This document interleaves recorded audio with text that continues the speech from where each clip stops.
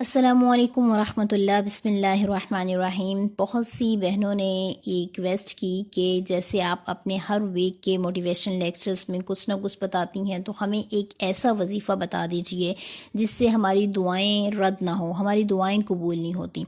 تو آج کی اس ویڈیو میں انشاءاللہ میں آپ کو ایک ایسا سٹرونگ وظیفہ بتاؤں گی جو کہ بہت ہی آسان ہے، اس میں کوئی مشکل بھی نہیں ہے، اور بہت ہی آسان طریقے سے یہ وظیفہ جو ہے انسان کر سکتا ہے اور ریگولرلی بھی اس کو کر سکتا ہے۔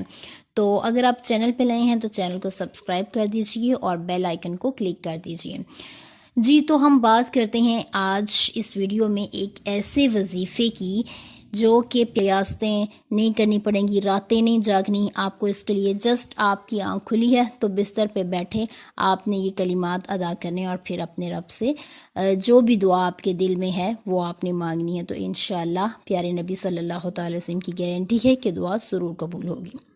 تو اب میں آپ کو وہ دو کلمات جو آپ صلی اللہ تعالی وسلم نے فرمائے میں آپ کو پڑھ کے بتا دیتی ہوں تاکہ زیر زبر کی غلطی نہ ہو۔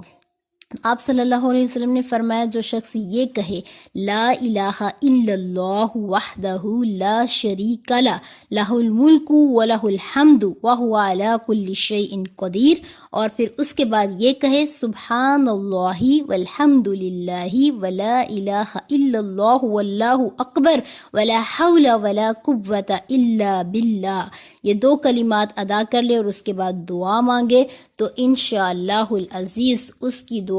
اللہ رب العزت کے دربار میں فی الفور قبول ہوگی۔